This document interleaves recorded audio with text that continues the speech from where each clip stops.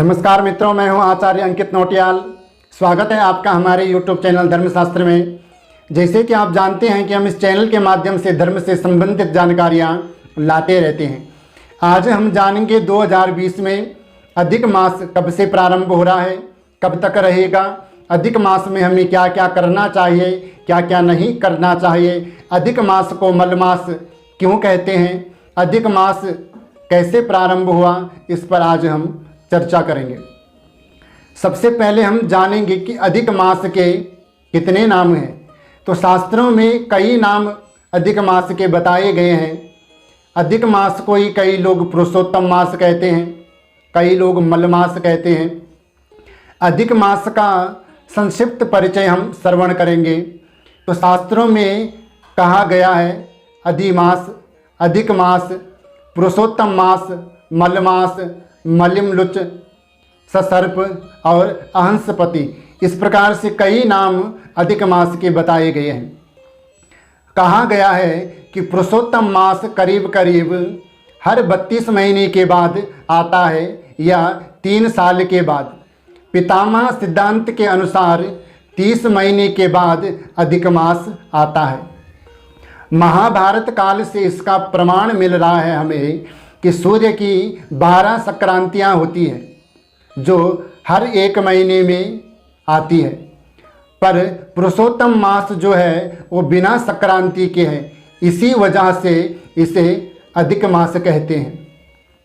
तैत्तरीय उपनिषद के अनुसार 13वां मास जो है वो संसर्प कहा गया है। पुरुषोत्तम मास की जो कथा है इसमें 40 अध्याय हैं, 2124 इसमें श्लोक हैं। इसमें पुरुषोत्तम भगवान की अद्भुत कथाएं हैं, ऋषि मुनियों की कथाएं, भगवान की स्तुति इसमें है।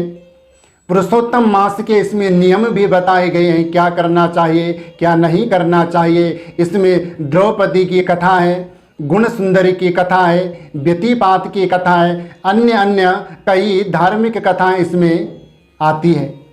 अधिक मास को पुरुषोत्तम मास क्यों कहते हैं? अधिक मास की जो कथा है उसके दूसरे अध्याय के 25 और 26वें श्लोक में बहुत सुंदर बात कही गई है। भगवान नारायण स्वयं कहते हैं, पुरुषोत्तमीति मासस्य नामप्यस्ति सहेतुकम तस्य स्वामी कृपा सिंधु पुरुषोत्तम उच्यते ऋषिभिः व्रत विधानेन प्रतिष्ठात् पुरुषोत्तमम। अर्थात पुरुषोत्तम एक ऐसे महीने का नाम है जो नाम के अर्थ के साथ है, और इस महीने के स्वामी स्वयं पुरुषोत्तम भगवान कहे जाते हैं। इसी कारण से हमारे ऋषि मुनियों ने इस महीने को पुरुषोत्तम मास कहा है, और इस महीने का व्रत करने से पुरुषोत्तम भगवान प्रसन्न होते हैं। अधिक मास को मलमास क्यों कहा जाता है? तो अधिक मास की जो कथा है उसके 3रे अध्याय में भगवान ने बहुत सुंदर बात कही है। भगवान कहते हैं जब अधिक मास की उत्पत्ति हुई तो बिना सूर्य संक्रमण के और बिना राशि प्रवेश की उसकी उत्पत्ति हुई है, इसीलिए उसको मल कहा जाता है, और बाद में उसी को ही मलमास कहने लगे हैं या अधिक मास कहने लगे हैं। काल माधव और ज्योतिष शास्त्र के अनुसार मलमास किसे कहते हैं? तो कहा गया है शकुनी, चतुष्पद, नाग, किंस्तुग्न, ये 4 कर्ण रवि के मल हैं। इन 4 करणों में जो संक्रांति शुरू होती है उसे मलमास कहा जाता है। अधिक मास में हमें क्या करना चाहिए, क्या नहीं करना चाहिए? तो अधिक मास में हमें राधिका सहित श्री पुरुषोत्तम भगवान का षोडशोपचार विधि से पूजन करना चाहिए, विष्णु सहस्त्र नाम का पाठ करना चाहिए, श्रीमद् भागवत महापुराण या श्रीमद् भगवत गीता का पाठ करना चाहिए या उसका श्रवण हमें करना चाहिए, अर्थात सुनना चाहिए। तो इसका विशेष फल बताया गया है।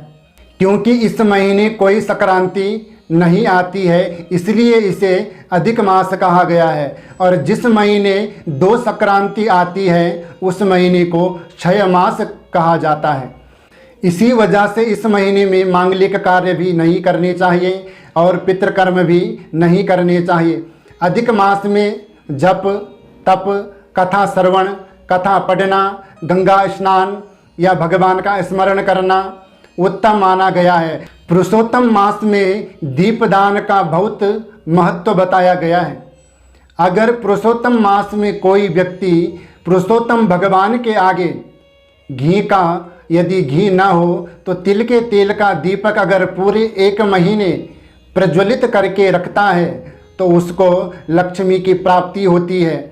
जैसे जप तप बड़े बड़े अनुष्ठान करने से जिस फल की प्राप्ति होती है, वो पुरुषोत्तम मास में केवल दीपदान करने से हमें प्राप्त हो जाता है।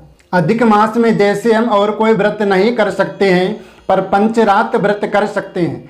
पंचरात व्रत किसे कहते हैं? तो अधिक मास के जो अंतिम के 5 दिन रहते हैं उनको पंचरात व्रत कहते हैं। जैसे कि कृष्ण पक्ष की एकादशी से अमावस्या तक ये 5 दिन जो होते हैं, इसे पंचरात व्रत कहते हैं।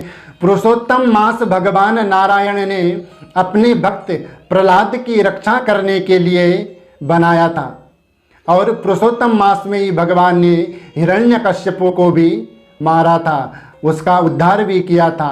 तो 13वां महीना इसीलिए भगवान ने बनाया था। इसलिए पुरुषोत्तम मास का बहुत अधिक महत्व बताया गया है। जो इसमें पूजा पाठ धर्म कर्म करता है उसका अति उत्तम फल प्राप्त होता है।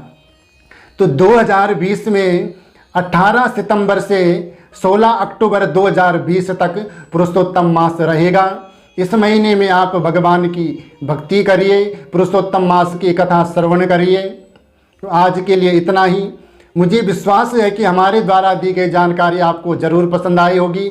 हमारे द्वारा दी गई जानकारी आपको पसंद आए तो हमारे चैनल को सब्सक्राइब करें, शेयर करिए, लाइक करिए, कमेंट करिए। तब तक के लिए जय जय श्री राधे।